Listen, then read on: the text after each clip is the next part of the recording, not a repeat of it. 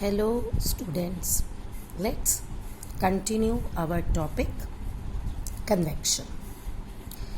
Conduction heat transfer का method आपने पढ़ लिया, जिसमें पहले एक पार्टिकल हीट अप होता है, फिर वो हीट एनर्जी अपने साथ वाले दूसरे को पास करता है, फिर दूसरा थर्ड वन को, थर्ड फोर्थ वन को, ऐसे पार्टिकल बाय पार्टिकल जो है जिनसे वो आपका थिंग बना है, या आप ठीक है ना, things are made up of particles.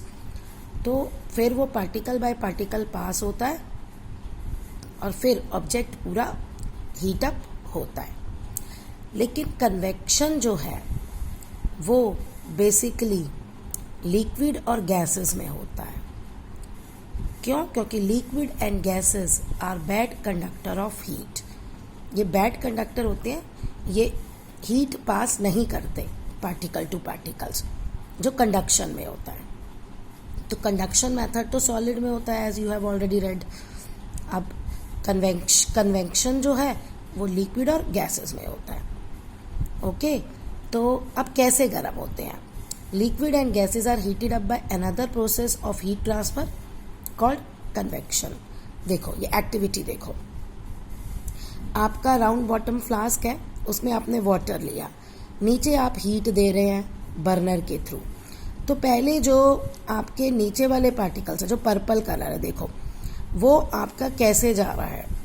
पहले नीचे वाले पार्टिकल्स गर्म होंगे, फिर वो जैसे जैसे पार्टिकल्स गर्म होते जाएंगे वो ऊपर उठते जाएंगे, और उसकी जगह लेने के लिए नए जो पार्टिकल्स है वो नीचे आते जाएंगे। ये तभी थ्रू कलर्स ये दिया है, भाई ये गर्म हो गए, ये ऊपर उठ गए, और ऊपर वाले नीचे आ गए, फिर वो गर्म हुए, वो ऊपर चले गए। तो इसमें जो है कन्वेक्शन में जो है, जो हीट ट्रांसफ़र होता है वो पार्टिकल बाय पार्टिकल नहीं होता। एक पार्टिकल हीट अप हुआ, उसने दूसरे के लिए जगह छोड़ दी, वो ऊपर चला गया, दूसरा आया, वो हीट अप हुआ, वो ऊपर चला गया, और फिर ऐसे ये सारा होता है। एक्चुअली होता क्या है कि जो लाइट हो जाता है, जब वो हीट होता है तो वो लाइट हो जाता है, तो वो एक्सपैंड होता है एंड राइजेस अपवर्ड। ये मेथड है पूरा आपका। और इस तरह से जो आपको वो मूवमेंट होती है, साइक्लिक मूवमेंट, उसे हम कहते हैं कन्वेक्शन करंट। और सेम हम एयर में भी ये देखते हैं। So we can say the process of transfer of heat in liquid and gases by actual movement of the particles of the liquid. यानी लिक्विड के जो पार्टिकल्स हैं या गैस के जो पार्टिकल्स हैं, उनमें एक्चुअल मूवमेंट होता है, उसको हम कहते हैं कन्वेंशन।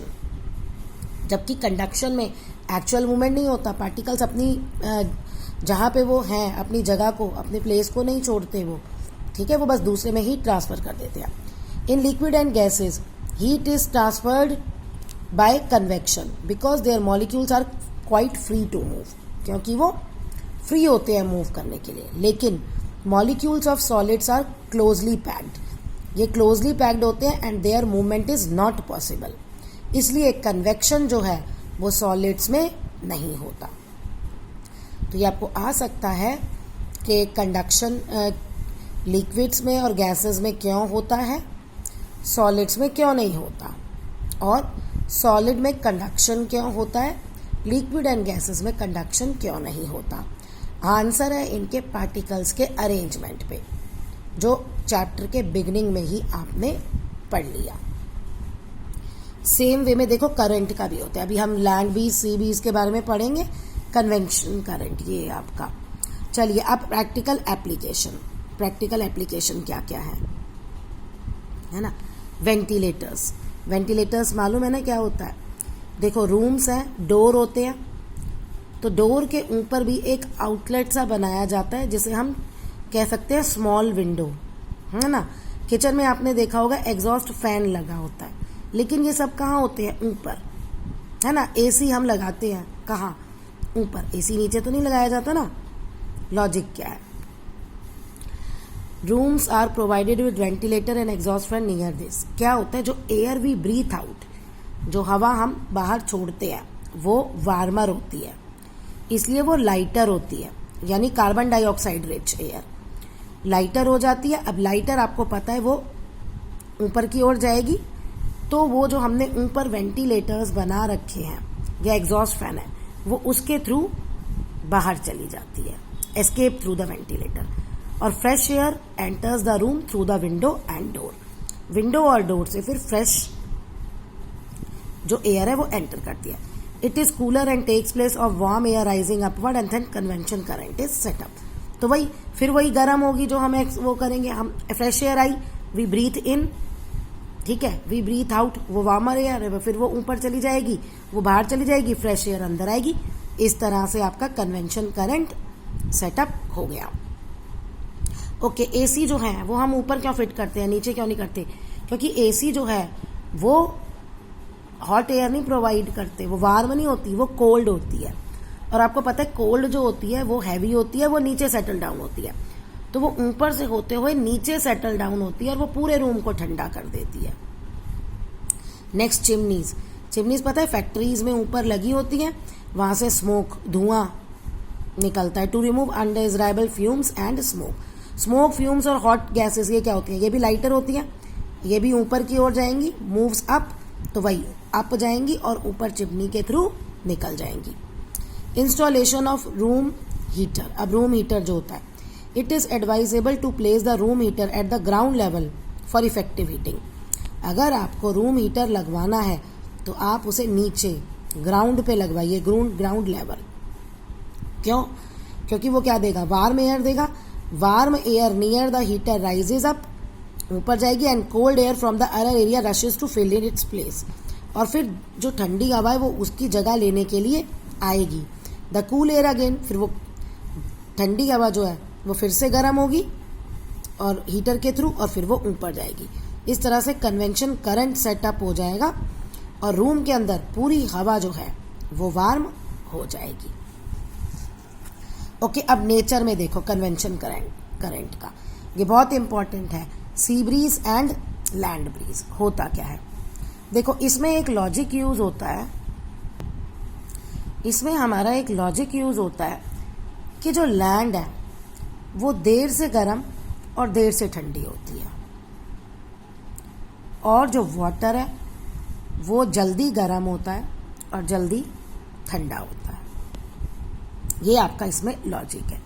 अब देखिए, in coastal area breeze generally blows from sea to land during the day time. दिन के टाइम जो है, जो आपकी विंड है उसकी डायरेक्शन क्या होती है? सी टू लैंड, जिसे सी ब्रीज कहते हैं। और ड्यूरिंग नाइट यही डायरेक्शन रिवर्स हो जाती है, लैंड टू सी, और उसको हम कहते हैं लैंड ब्रीज। लेकिन ये एक्चुअली दोनों है क्या? कन्वेंशन करंट्स, जो नेचर में खुद सेटअप होते हैं। कैसे? ये देखो अब इसका reason. Sea breeze, land absorb heat faster than sea, मैंने बता दिया आपको। लैंड ज्यादा हीट एब्जॉर्ब करती है, यानी लैंड वाटर सी के मुकाबले जल्दी गर्म हो जाती है। अब ड्यूरिंग द डे टाइम, दिन के समय, लैंड गर्म हो गई, सी गर्म नहीं हुआ, ठीक है ना, क्विकली नहीं हुआ।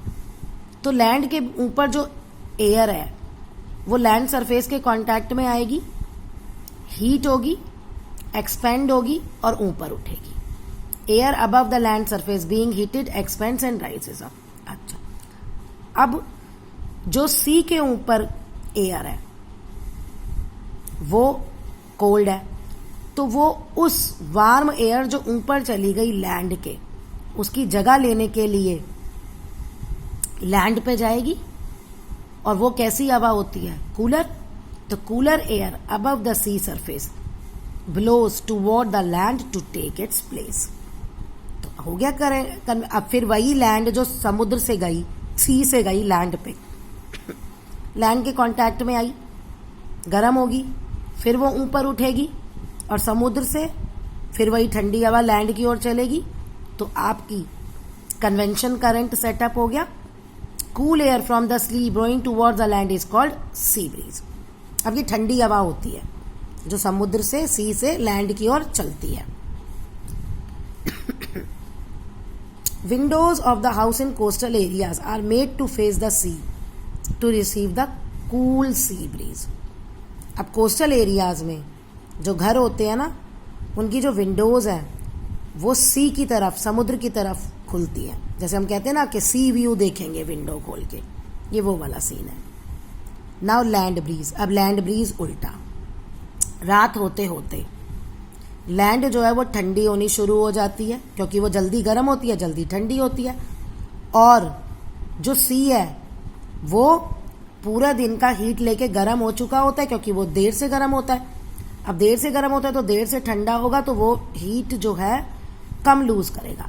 लैंड हीट ज़्यादा लूज करेगी और सी आपका हीट स्लोली लूज करेगा। Land loses heat faster than sea. At night land cools more quickly than sea. तो लैंड जो है वो सी के मुकाबले ज़्यादा जल्दी ठंडा होगा। Thus air above the sea beings warmer, अब क्या होगा, अब सी आपका गर्म हो गया, ठीक है ना, और लैंड ठंडी हो गई। तो अब सी के जो ऊपर वाटर है, जो सी के कांटेक्ट में है, वो गर्म होगा, ऊपर उठेगा। Cooler air from the above land surfaces blows towards the sea to take its place. अब वो कूलर एयर जो अबव द लैंड है वो सी की तरफ जाएगी, ब्लो करेगी और उसकी जगह ले लेगी। एंड फिर again this setup convention current, the cool air from the land moves towards the sea, this is called land breeze. अब ठंडी हवा समुद्र सी की तरफ चलती है और इसको हम कहते हैं लैंड ब्रीज।